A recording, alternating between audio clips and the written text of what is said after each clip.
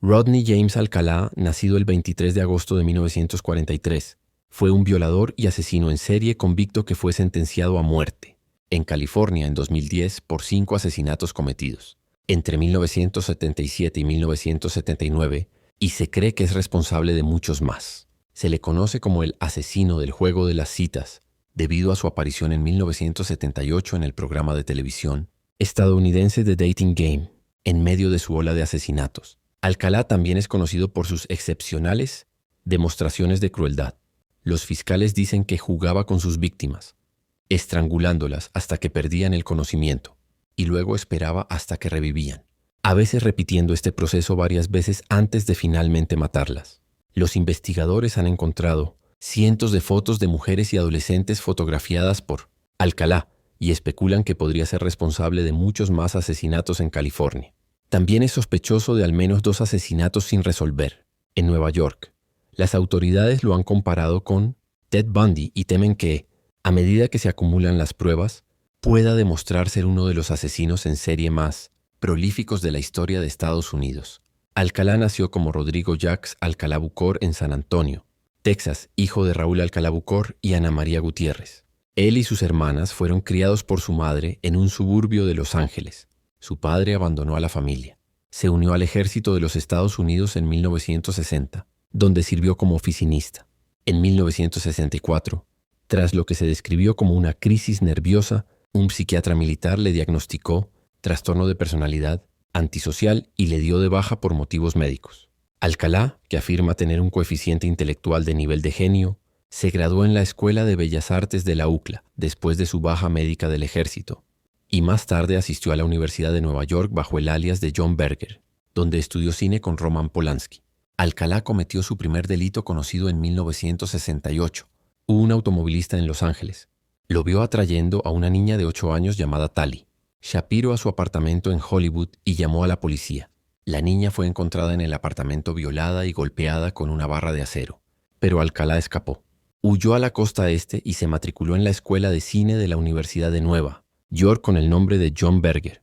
Durante los meses de verano, también consiguió un trabajo como consejero en un campamento de arte para niños en New Hampshire con un alias ligeramente diferente, John Burger.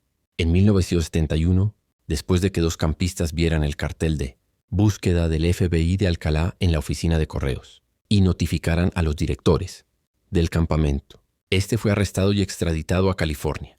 Para entonces, sin embargo, los padres de Tali Shapiro ya habían trasladado a su familia a México y se negaron a permitirle testificar en el juicio de Alcalá.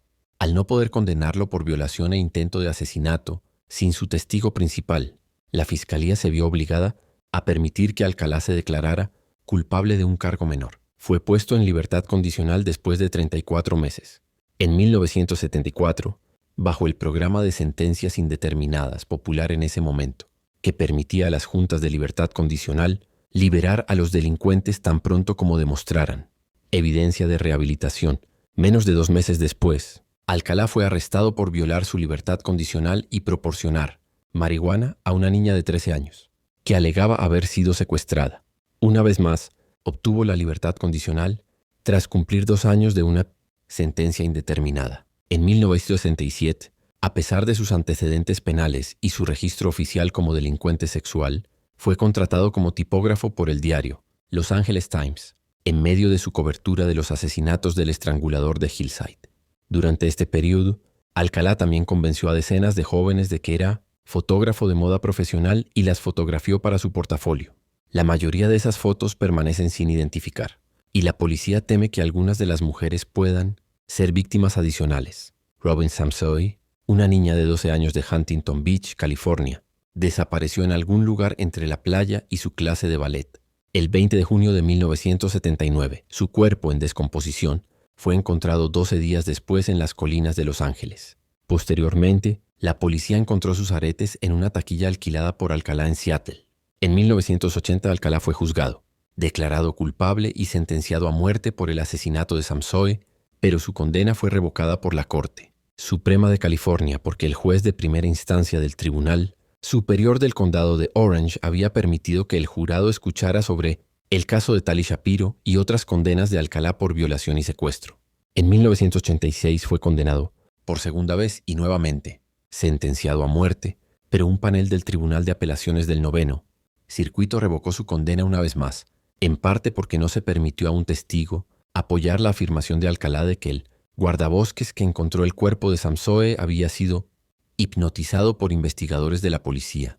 Mientras preparaban su tercer procesamiento en 2003, los investigadores del condado de Orange descubrieron que el ADN de Alcalá, obtenido bajo una nueva ley estatal a pesar de sus objeciones, coincidía con el semen hallado en las escenas de violación y asesinato de 2 mujeres en Los Ángeles. Otro par de aretes encontrados en el almacén de Alcalá coincidía con el ADN de una de las 2 víctimas.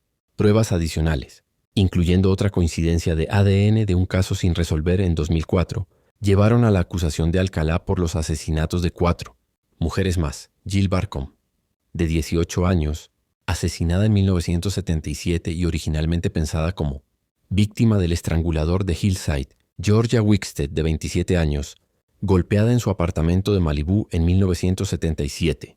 Charlotte Lamb, de 31 años, violada y estrangulada en El Segundo en 1978. Y Jill Parenteau, de 21 años, asesinada en su apartamento de Burbank en 1979. En 2003, la Fiscalía presentó una moción para que los cargos contra Samsoe se unieran a los de las 4 víctimas recién descubiertas. Alcalá impugnó la moción. En 2006, la Corte Suprema de California falló a favor de la Fiscalía, y en 2009 Alcalá fue juzgado de nuevo. En el tercer juicio, Alcalá, actuando como su propio abogado, declaró al jurado, a menudo con un tono monótono e incoherente, que se encontraba en Knott's Berry Farm cuando Samsoe fue secuestrada. No ofreció defensa alguna en los otros 4 casos. Como parte de sus alegatos finales, interpretó el fragmento de la canción Alice's Restaurant de Arlo Guthrie, donde el protagonista le dice a un psiquiatra que quiere matar. Fue declarado culpable de los 5 cargos. Tali Shapiro, la primera víctima conocida de Alcalá, fue testigo sorpresa durante la fase de determinación de la pena. En marzo de 2010, Alcalá fue condenado a muerte por tercera vez. En 1978, Alcalá, quien para entonces ya había asesinado al menos a 2 mujeres, fue aceptado como concursante en The Dating Game, a pesar de ser un violador convicto y un delincuente sexual registrado. El presentador Jim Lange lo presentó como un fotógrafo exitoso que empezó cuando su padre lo encontró en el cuarto oscuro a los 13 años, completamente revelado. Entre tomas se le podía encontrar haciendo paracaidismo o en moto. Consiguió una cita con la soltera Cheryl Bradshaw, quien posteriormente se negó a salir con él, según informes publicados, porque lo encontraba espeluznante. Jed Mills, un actor que se sentó junto a Alcalá en el escenario como el soltero número 2, lo describió posteriormente como un tipo muy extraño, con opiniones extravagantes. El tercer concursante, Armand Chami, no ha hecho comentarios públicos. El perfilador criminal Pat Brown, al señalar que Alcalá mató a Robin Samsoe y al menos a otras 2 mujeres, después de su aparición en Dating Game, especuló que el rechazo de Bradshaw podría haber sido un factor agravante. Uno se pregunta qué le hizo eso, dijo Brown. Es algo que no tomaría. Muy bien, los asesinos en serie no entienden el rechazo. Creen que algo anda mal con esa chica. Me jugó. Se hizo la difícil. Mientras estaba en el corredor de la muerte de California, Alcalá murió de un ataque cardíaco en un hospital del condado de Kings, el 24 de julio de 2021 a los 77 años. Bueno amigos, espero y les guste mi contenido. Recuerden suscribirse, darle like a los videos y tocar la campanita para que les avise cuando suba más contenido. Que tengan un bonito día, les desea Xibalbá.